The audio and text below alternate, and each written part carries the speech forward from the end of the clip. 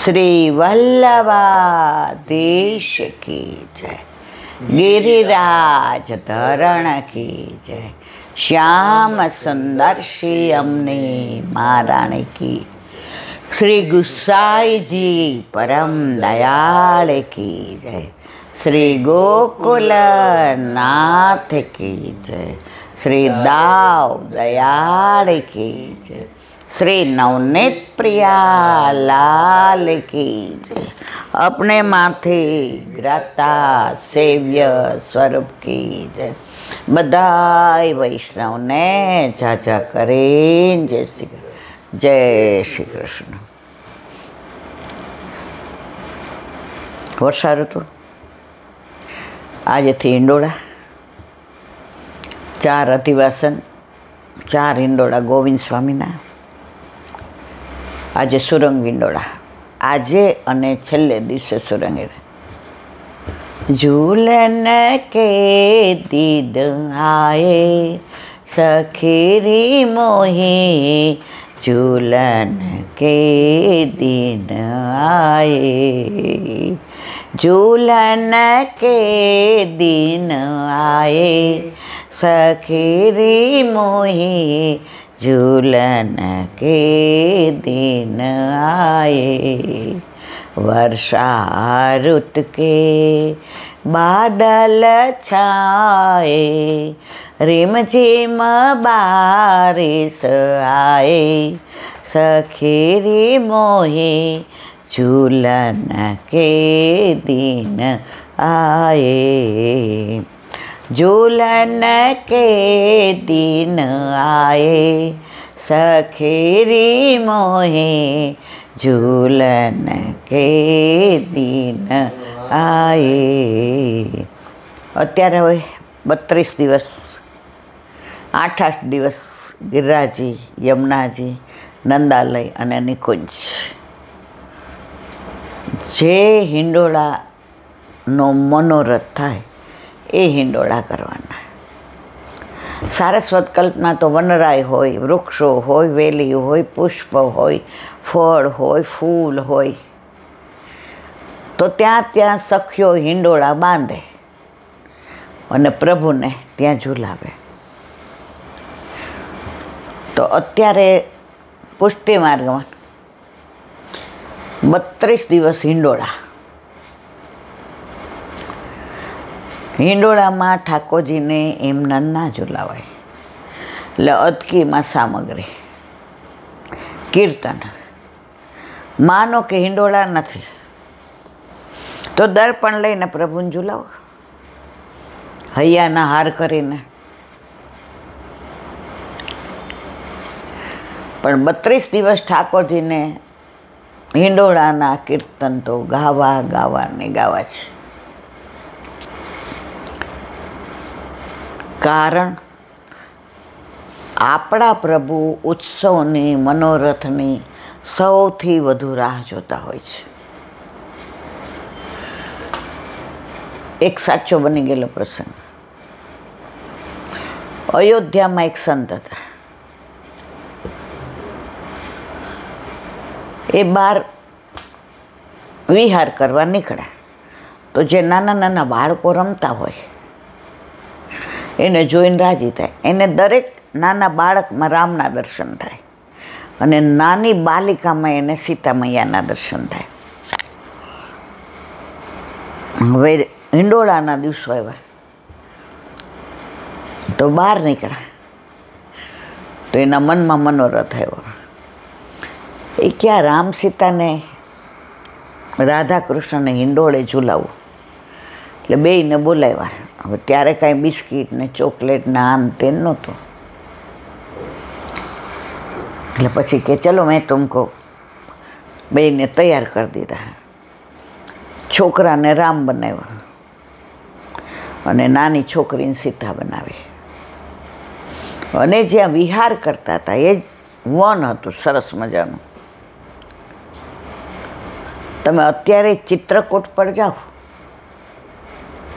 એ બેઠકજી છે નાના પણ એટલા જ રળિયામણા છે। ચારે બાજુ વનરાય છે, વૃક્ષો છે, વેલી છે, કોયલ હોય, પોપટ હોય, તમને ત્યાંથી નીચે પગથિયા ચડવા પડે એવું છે.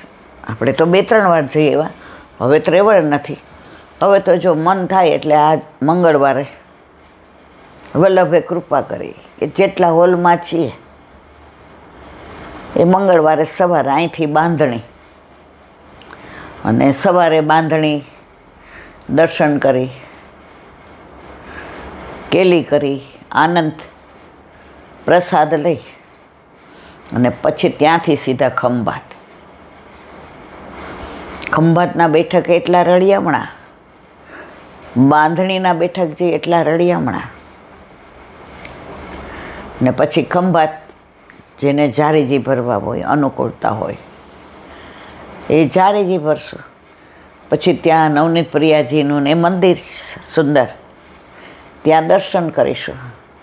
હવે અમારા જેવા ન ચાલી શકે એ બધા જશે તો બધાની આંખમાં જે ભરી આવ્યા હશે દર્શનનો લાવો, એ આંખ દ્વારા અમે દર્શન કરીશું. અને પછી સાંજે ત્યાંથી પ્રસાદ લઈ અને અમદાવાદ ભેગા. એટલે 2-3 મહિને બેઠકજી જવાનું તો મન થાય છે. મન થાય છે તો મનોરથ ઠાકોરજી પૂરા કરે છે. ભક્ત ઈચ્છા પૂરક.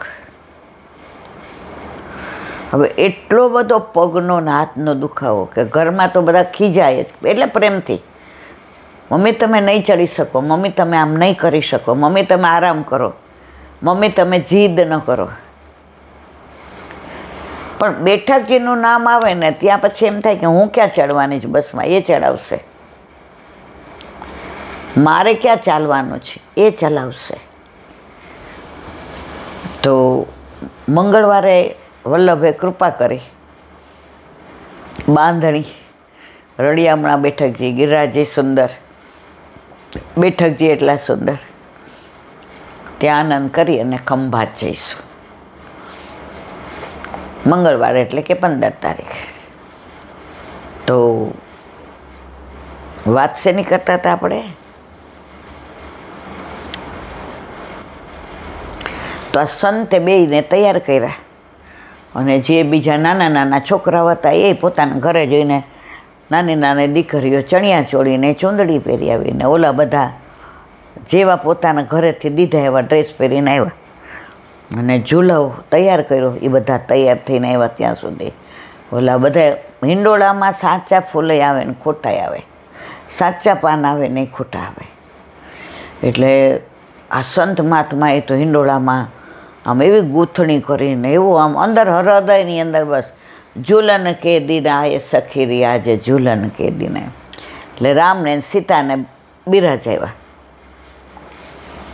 હવે નાના એટલે સંતને એમ થયું કે કાંઈક એમને અરોગ આવું. એમને તો જેમ આપણે હિંડોળામાં સામગ્રી વિના કોઈ પણ મનોરથ થાય નહીં.